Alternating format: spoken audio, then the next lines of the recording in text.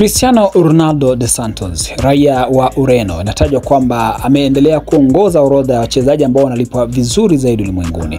Ronaldo kwa sasa analipwa jumla ya kiasi cha dola milioni 275, akifuatiwa na nyota wengine akiwemo Stephen Curry ambaye analipwa milioni 156.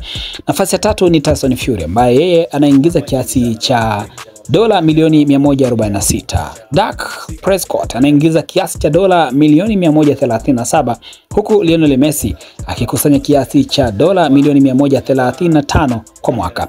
Hii ni mara ya 5 mfululizo kwa Cristiano Ronaldo kuendelea kuongoza orodha hiyo, huku mwaka huu ikitajwa kwamba ameongeza zaidi ya kiasi cha milioni 15 dola katika mwaka wake huu wa fedha. Cristiano Ronaldo, nyota wa Ureno na klabu ya Al Nassr pale nchini Saudi Arabia, anaendelea kuwa ni miongoni mwa wanamichezo matajiri zaidi duniani ambaye ameendelea kujikusanyia mamilioni ya dola za Kimarekani. Je, unamfahamu mwanamichezo gani mwingine ambaye anakusanya kiasi kikubwa cha pesa hasa kutoka mtaani kwako, mkoani kwako au nchini kwako? Tuandikie maoni yako. Hii ni Travel TV na mimi ni Mbushi Kwelasa.